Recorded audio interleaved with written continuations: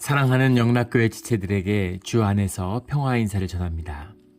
오늘은 2023년 5월 24일 수요일입니다. 오늘의 묵상 본문은 역대하 10장 1절로 19절까지의 말씀입니다.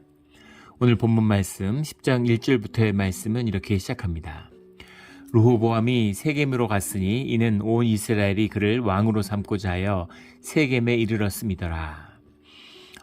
솔로몬이 죽고 솔로몬의 유일한 아들이었는지는 알 수 없지만 성경에 언급되고 있는 아들은 르호보암밖에 없죠. 암몬 여인 나아마 사이에 태어난 르호보암이 1살 때 솔로몬이 왕이 됐으니까 이제 르호보암은 41살이 되어 있을 겁니다. 르호보암이 세겜으로 갔다라고 하는데, 세겜이라고 하는 것은 아주 여러 가지 의미를 함축하고 있는 것이죠.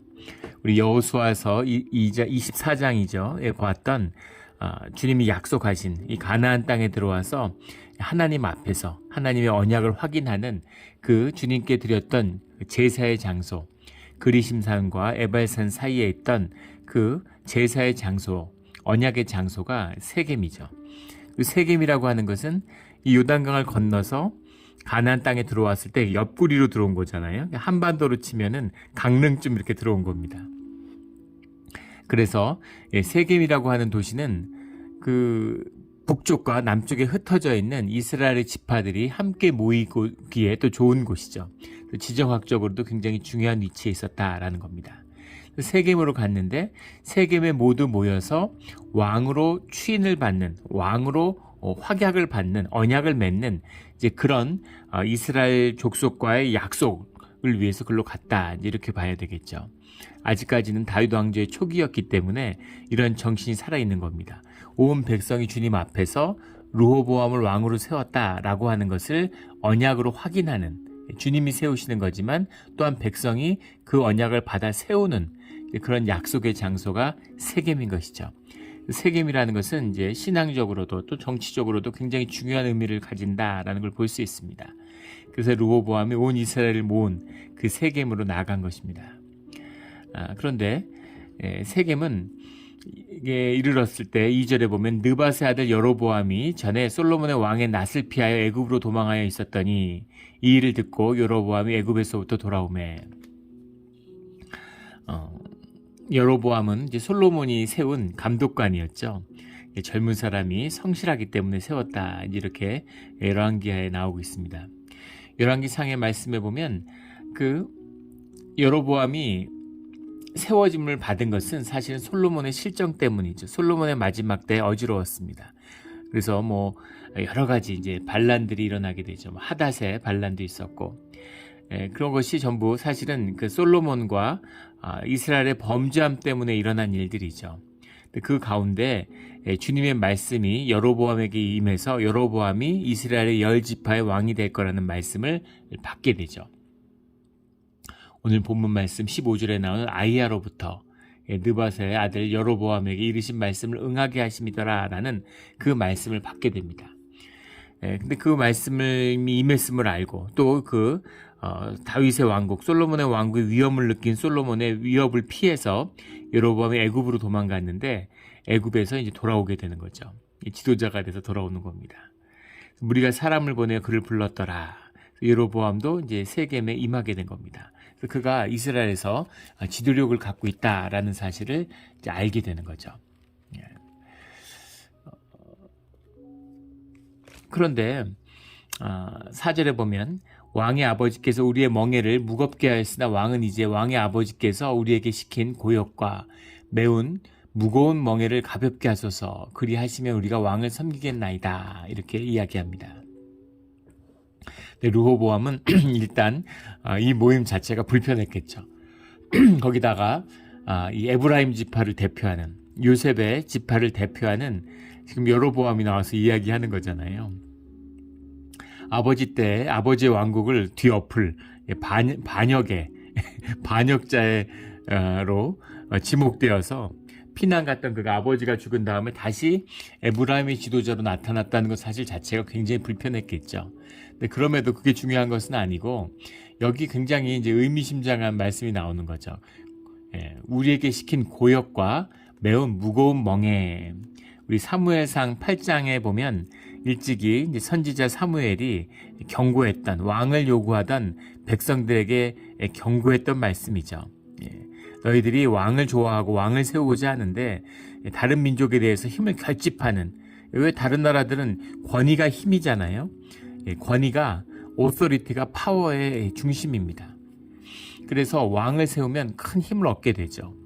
다른 나라들이 왕을 세워서 어떻게 지도력을 만드는지를 봤으니까 우리 이스라엘도 좀 그런 왕을 세워서 힘있게 싸웠으면 하는 마음이 있었던 것이죠. 그런데 그 왕을 세우면 그 왕이 너희의 수탈자가 된다라고 일찍이 사무엘 선지자가 경고한 바 있었는데 그 말씀이 그대로 된 것이죠.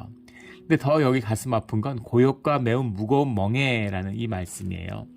고역이라는 건 하카사라는 말인데 짐이라는 뜻입니다. 짊어진다는 짐, burdensome 이런 거죠. 뭔가 짊어지는 이것이고, 무거운 멍에라고 하는 말이 이제 우메울로우 하카베드라는 말인데, 하카베드라는 게 이제 heavy, 무겁다 이런 뜻이고, 우멜로우라고 하는 것이 이제 그 원형은 알랄이라는 말인데, 알랄이라는 말이 이제 부가다, insert 이런 것이고, 이 우멜로우라는 말이 요크, 영어로 하면 묶는다라는 뜻입니다. 묶는다라는 말, 요크라는 말 그 자체가 의미하는 것처럼 이게 성경 전체에서는 우멜로우라는 말이 노예를 상징하는 거예요. 노예 상태, 노예 노동을 말하는 겁니다. 이스라엘 백성이 솔로몬의 왕국 안에서 노예가 되었다라는 이야기죠. 그 노예의 멍에를 벗겨주기 위해서 여로보암을 세우시는 거죠. 비극적이잖아요. 주님의 자녀고 주님의 자유로운 백성으로 애굽에서 멍에를 벗겼는데 와서 이제 솔로몬의 멍에를 메고 있는 것이죠. 그래서 이 솔로몬의 왕국의 끝이 이렇게 되었다라는 겁니다. 시작은 좋았는데 그렇게 아름답고 선하게 시작한 일들이 왜 이렇게 되었는가라는 건 열왕기상 11장에 보면 나오죠. 33절에 보면 왜 그 유다 지파를 빼고 다른 지파들을 전부 다 12주국을 낸 그런 이스라엘의 10지파가 여로보암에게 주어졌는가. 내가 이 나라를 솔로몬의 손에서 찢어 빼앗아 10지파를 내게 주고, 이렇게 여로보암에게 말씀하고 있죠. 이는 그들이 나를 버리고, 33절에 보면 열왕기상 11장 시돈 사람의 여신 아스다롯과 모압의 신 그모스와 암몬 자손의 신 밀곰을 경배하며 그의 아버지 다윗의 행함 같지 아니하여 내 길로 행하지 아니하며 나 보기에 정직한 일과 내 법도와 내 율례를 행하지 아니함이니라. 이렇게 말씀하고 있습니다. 34절에 그러나 내가 택한 내 종 다윗이 내 명령과 내 법도를 지켰으므로 내가 그를 위하여 솔로몬의 생전에는 온 나라를 그의 손에서 빼앗지 아니하고, 솔로몬의 손에서 빼앗아야 된다는 겁니다. 그런데 다윗을 봐서 빼앗진 않겠다, 이 말씀을 하시는 거예요. 그러니까 솔로몬의 마지막이 얼마나 타락하고 그리고 주님 안에서 벗어났는가라는 것을 보여주고 말씀하고 있는 것이죠. 이것이 우리 인간의 모습입니다. 온갖 영예를 다 맛봤어요. 그러니까 결국은 이렇게 됐다라는 거죠. 고난과 아픔 가운데서는 주님을 찾는데 또 부귀영화 가운데서는 주님을 잊어버리는 육성으로, 땅으로 가는 거죠. 하늘로 가야 되는데 땅으로 가는 거예요. 왜 그모스의 여신, 왜 우상숭배에 빠졌을까? 우리가 부귀영화를, 재벌, 권력자로 세상의 걸 다 누리고 한번 살아보십시오. 그러면 내 삶에서 돈이 중요하고 명예가 중요하고 권력이 중요하고 이런 게 중요해지는 것이죠. 하나님보다 중요한 게 너무 많이 생기는 거예요. 너무 자연스럽지 않습니까? 거대한 거대한 권력이 아니라 조그만 것만 가져도 이것 없으면 안 됩니다. 이렇게 되는 거죠. 그렇게 되었다라는 겁니다. 그래서 주님을 급속히 잊어버린, 타락해버리고만 그런 솔로몬 왕국의 모습인 거죠. 그래서 그 안에서 이 반란이 끊임없이 일어나는, 자기 백성을 노예로 삼아버린, 자꾸 이제 왕궁을 세우고 성벽을 세우고 군대를 일으키니까 노역이, 멍에가 끝이질 않는 겁니다. 그것을 가볍게 하소서, 이걸 다 풀라는 게 아니라 좀 너무 무겁습니다, 이런 얘기잖아요. 좀 가볍게 해달라. 그리하시면 우리가 왕으로 섬기겠나이다, 이렇게 얘기하는 겁니다. 5절에 르호보암이 그들에게 대답하되 3일 후에 다시 내게로 오라 하며 백성이 가니라. 3일이라고 하는 숫자는 항상 새로운 질서, 새로운 시작을 의미하는 거죠.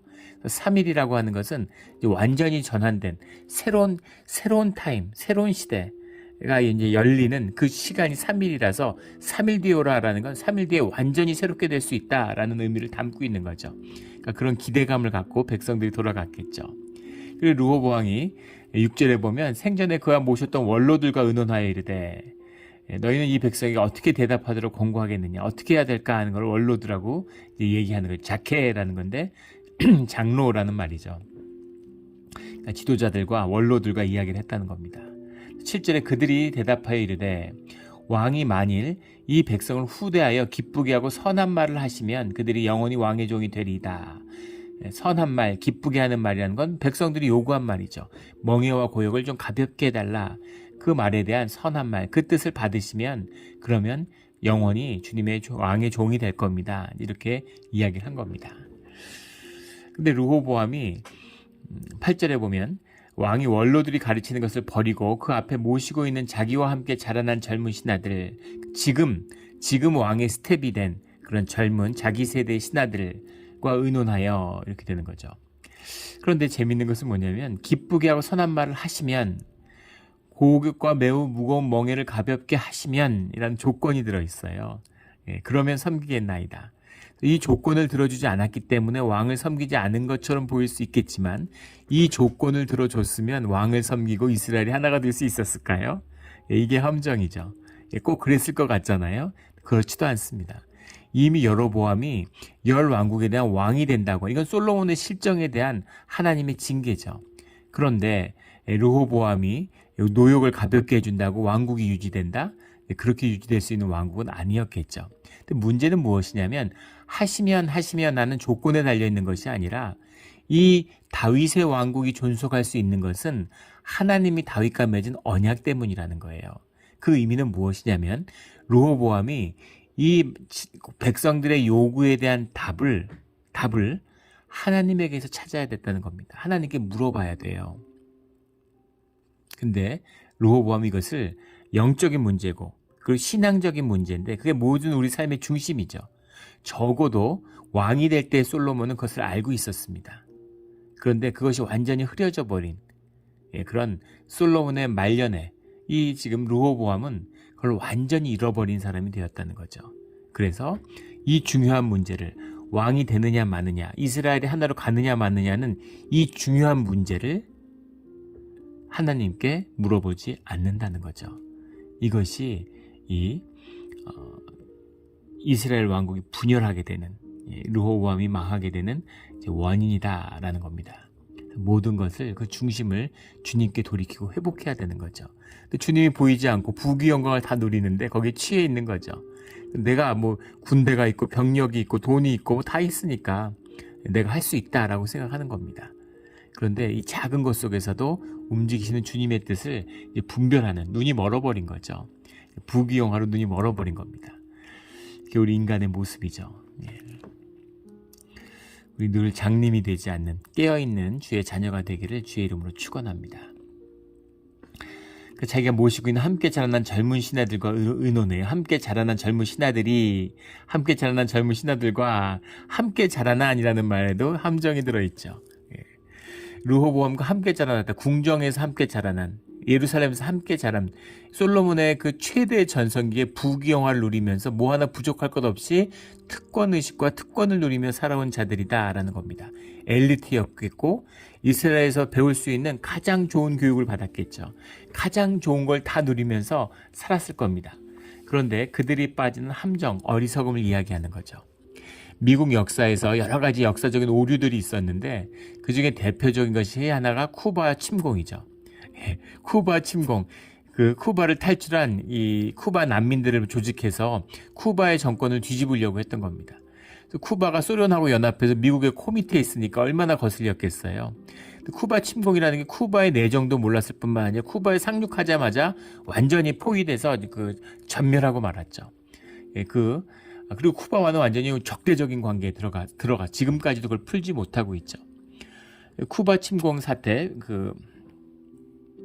가장 미국의 대외 정책의 실패 중에 가장 대표적인 정책인데 미국의 장점은 그런 실패를 한 다음에 왜 그런 실패를 했을까를 계속 연구한다는 겁니다.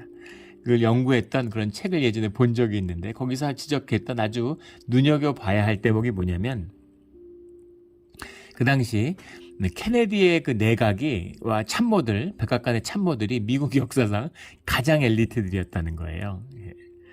그 케네디 자신이 이제 하버드 출신이고 엘리트고 그 참모진들이 전부 다 거의 다 하버드 출신, 하버드 스쿨, 하버드 파가 완전히 장악하고 있었다는 거죠. 그 대부분이 뉴 잉글랜드 지방, 보스턴을 중심으로 하는 매사추세츠주나 이런 데서 자라난 친구들이었다는 거예요. 가장 미국적인, 미국적이라고 하면 좀 어폐가 있겠죠.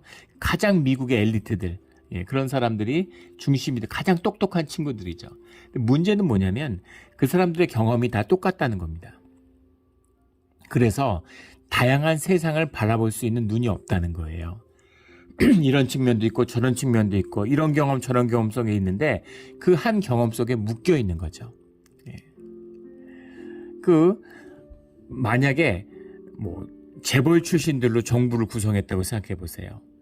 그러면 대기업 중심의 정책, 개방적인 정책, 수출 위주의 정책 이런 것들 기업 위주가 이제 나라의 기조가 되겠죠.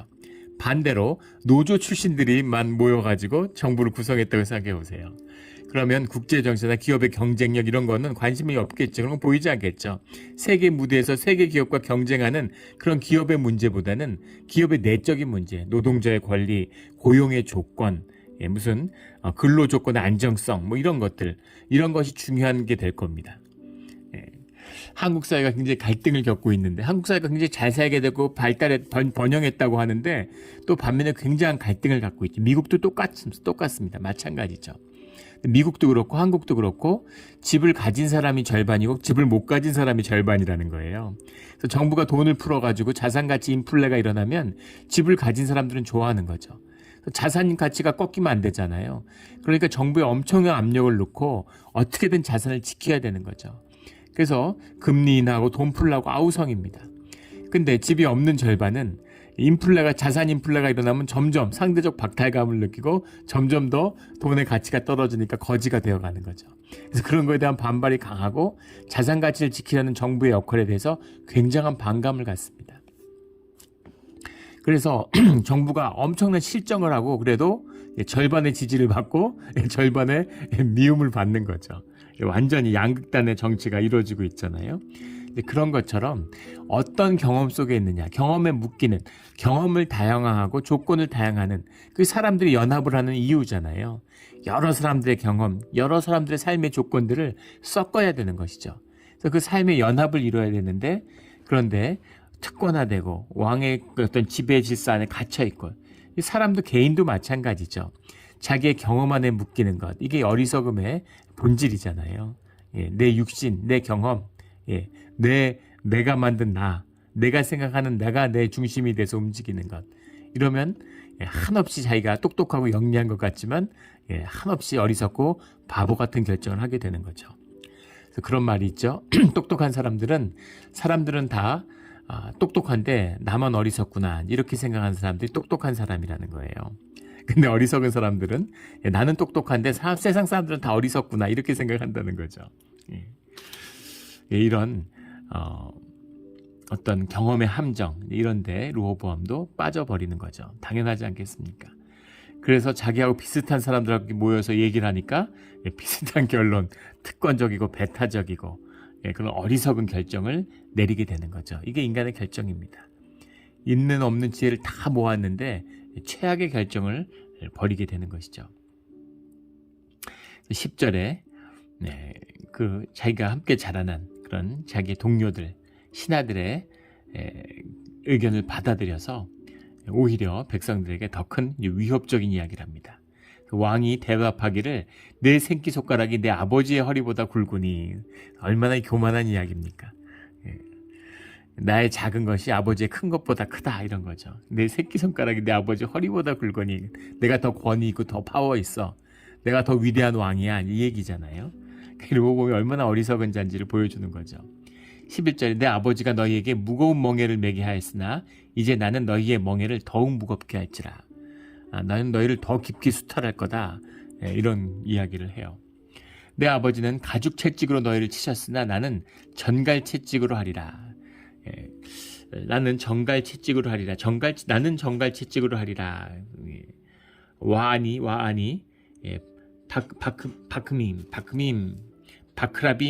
바크라빔 이런 말인데, 바크라빔이란 말이 이제 스콜피온, 전갈을 의미하는 거죠. 전갈로 하리라, 이런 말입니다. 그래서 전갈이 실제 전갈 채찍이라는 게 있겠어요. 전갈 모양으로 쇠를 박은 그런 채찍이었다. 그래서 이제 어디 보면 철제찍으로 하겠다, 이렇게 해석한 것도 있는데, 와니라는 건 but I 이런 거죠. 그러나 나는 전갈로 하겠다. 그러니까 더 가혹하게 너희를 통치하겠다. 꼼짝 마라, 이런 거죠. 그러니까 왕들이 화가 나가지고 백성들이 다 돌아가 버린 겁니다.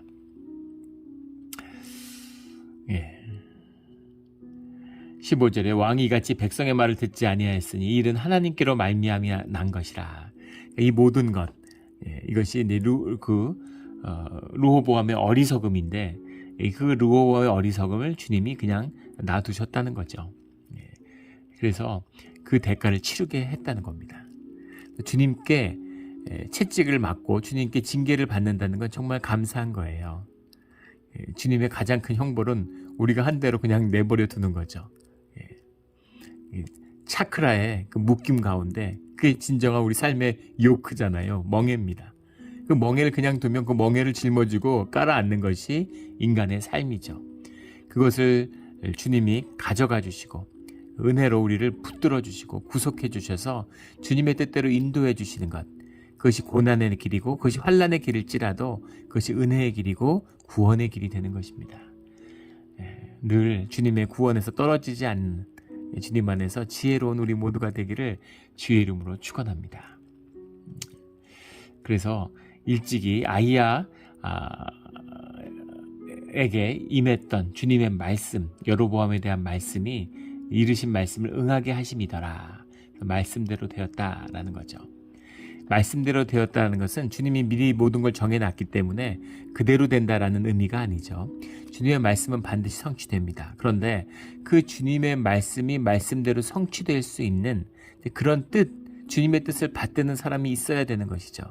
그런 사람이 없으면 주님의 뜻은 지연되는 겁니다.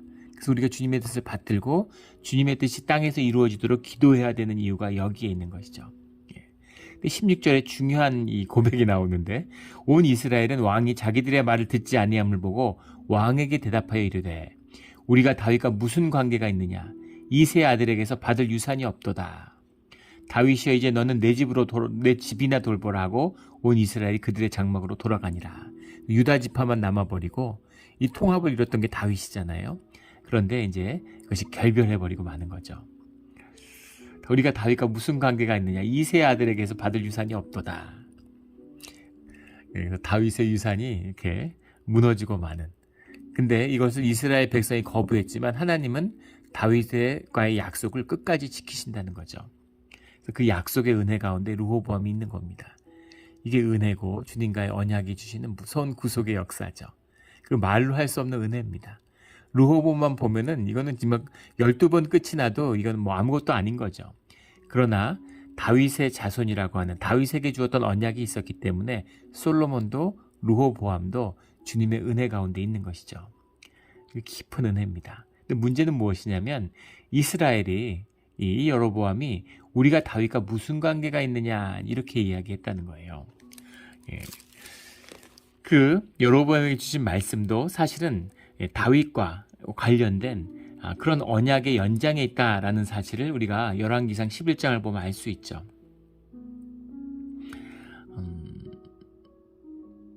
37절에 보면 11장 37절에 내가 너를 취하리니 너는 내 마음에 원하는 대로 다스려 이스라엘 위에 왕이 되되 내 종 다윗의 행함같이 내 율례와 명령을 지키면 내가 너와 함께 있어 내가 다윗을 위하여 세운 것 같이 너를 위하여 견고한 집을 세우고 이스라엘을 내게 주리라.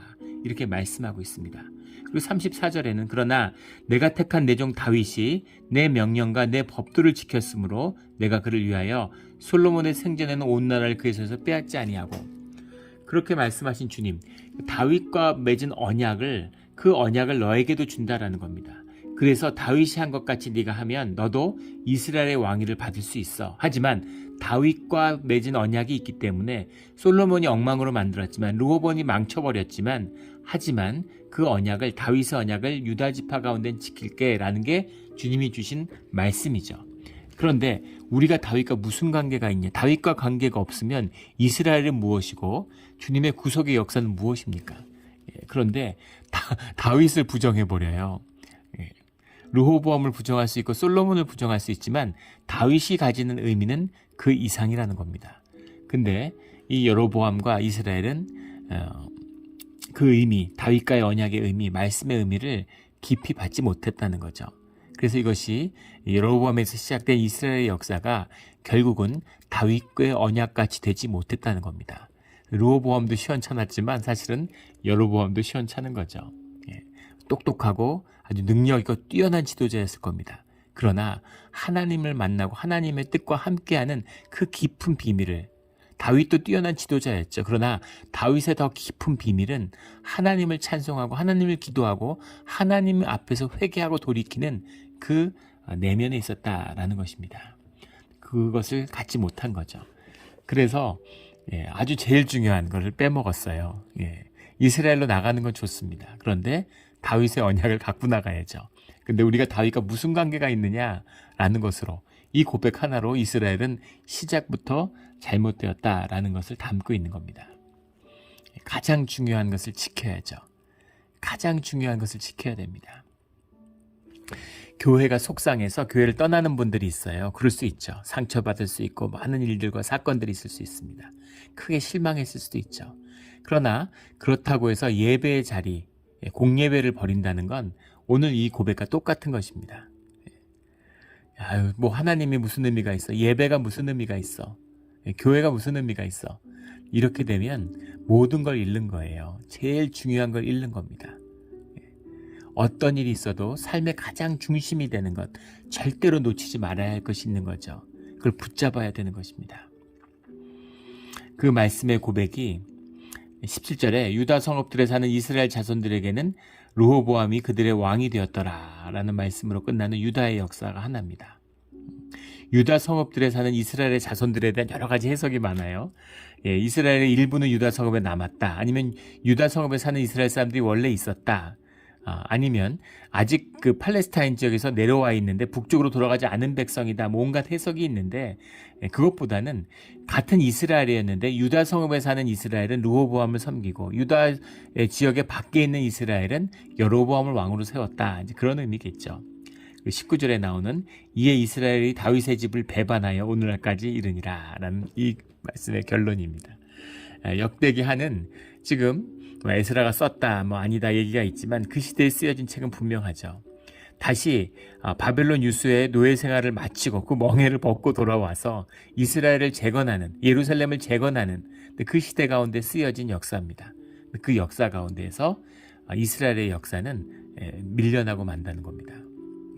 사실은 역사적인 세상의 눈으로 보면 이 이스라엘의 역사는 북이스라엘, 남유다가 아니라 북이스라엘의 역사가 주된 것이었어요. 당연하지 않겠습니까? 12지파 중에 10지파가 갔는데, 그리고 역사적이나 다른 나라의 기록에 봐도 항상 흥왕하고 번영한 것이 이스라엘이었습니다. 그런데 이스라엘은 유다의 역사에 사라져버렸죠. 우리가 이스라엘을 유대인이라고 얘기하는 건 유다 지파가 중심이 됐어요. 결국 다윗의 언약이 그 중심이 되었다는 겁니다. 그래서 이스라엘이 다윗의 집을 배반하여 라는 결론으로 끝맺고 있는 거죠. 다윗의 약속이 이스라엘 역사의 중심이다. 이스라엘 구속의 역사와 구원의 역사의 중심이다 라는 것을 분명히 밝히고 있는 거죠. 그게 남은 겁니다. 그게 남은 거예요. 뭐 옛날에 뭐 잘 살았고 뭐가 어땠고 뭐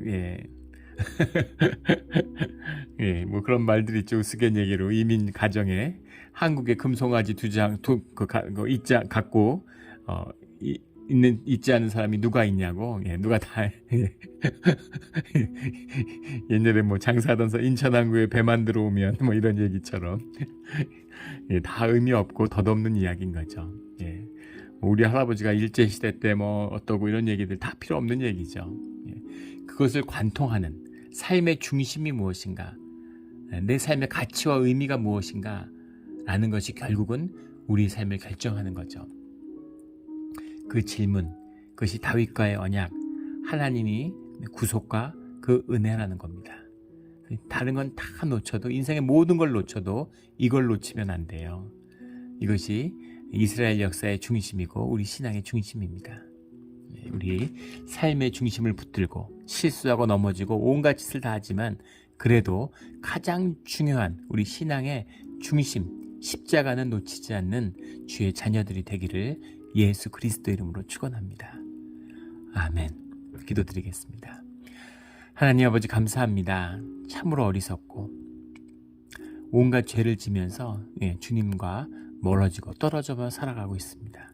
그러나 우리 마음 중심 가운데 주님을 사랑하는 마음이 있고 십자가로 가고자 하는, 십자가를 지고 가고자 하는 그런 마음도 있습니다.